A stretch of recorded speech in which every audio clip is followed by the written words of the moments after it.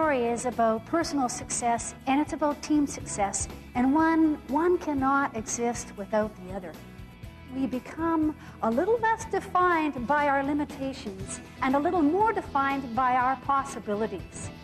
Ordinary people achieving extraordinary results.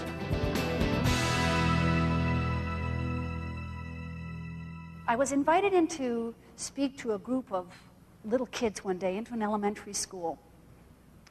And they were real little, you know, they were just 7, 8 years old. And there they were all sitting on the floor in front of me, getting ready to hear the big story. And you can imagine the anticipation that these kids have been experiencing. Their teachers have been hyping them up. And so I finally get there, and I'm just putting up the first couple slides on the screen. And one little guy's hand shoots up above his head, and he says, "Hey, when's the mountain climber coming to talk to us?"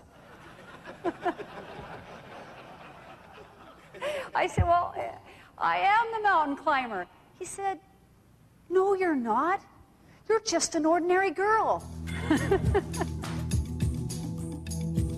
What this story is really about is about ordinary people achieving extraordinary results.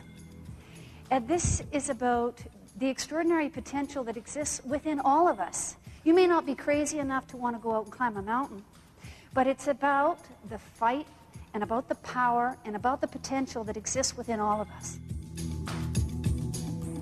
I went to Everest for 2 reasons. One is, Everest is considered, especially when I climbed it in the mid-'80s, the grand arena, the main event. And for me, I found the notion of performing better than I ever had, having to be stronger physically and mental than I ever had to get near the summit, very, very compelling. And the other reason I went to Everest was because of this man here, a man by the name of Jim Elzinga. Jim Elzinga was the leader and the visionary of this climb to Everest. Jim had this very, very bold vision to climb the mountain by a route that had never been climbed before in its entirety, a very difficult route, to climb it with less resources, a much smaller team, without Sherpas, and in less time, and to do it better. Does that sound familiar to you? The idea was not just to bag the summit, to bag the peak, but it was to do it in great style, to do it where success would hinge totally on great teamwork and also very, very good individual, extraordinary individual performance and great leadership. The only constant on this mountain is change and adversity. Every new altitude you gain, new camp you gain, presents an increasingly more demanding set of variables, of factors to have to deal with, to have to juggle. Climbing is not the most difficult aspect of climbing this mountain. It is the environment. It is living and trying to perform in this environment of adversity. And we're working with deadlines. We're working with work quotas. We have only 13 people to carry over 2 tons of equipment up onto this mountain. That means that every man, every person, is going to have to be carrying or performing pretty steadily, pretty constantly. The biggest challenge on this mountain for me, and the one that becomes most important, is the goal of having to thrive daily.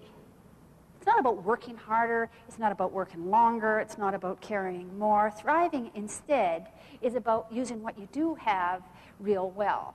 So here's one of our challenges: dehydration. Now, if you don't drink enough water, it can lead to pretty serious consequences in a very short time. So you drink a lot of water. I drink about 6 to 8 liters of water a day. It's a lot of water. We're not talking glasses, we're talking like quarts of water. And the time when I drink that water is in the morning and the evening, when I have access to these stoves that, of course, we can only burn in the shelter of our tent. Well, I don't know about you, but when I drink 4 quarts of water at night, I got to get up more than once. And you know what 40 below feels like? It's cold out there.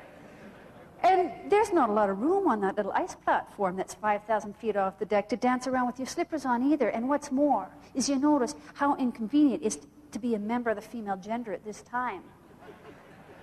There's all kinds of things about this experience or about these challenges that kind of throws you into this survival mode or this reaction mode. What I got to tell myself when I'm right on the edge there, I got to work on telling myself all the time is better is possible. And I came up with this great solution. We were issued 2 water bottles each at the beginning of the trip. Both identical looking, both identical in appearance, both a quart or a liter in capacity. And the first step to this solution was to mark one bottle very differently from the other. And now keep in mind that you're in very close quarters with your teammates in the tent in the evening. I may be with 1 or 2 other people, sandwiched sometimes in the middle or on the side. Well, I could master this whole little challenge, not only inside the comfort of my tent, but inside my sleeping bag, and nobody even knew what I was doing. Talk about pride in personal performance, let me tell you.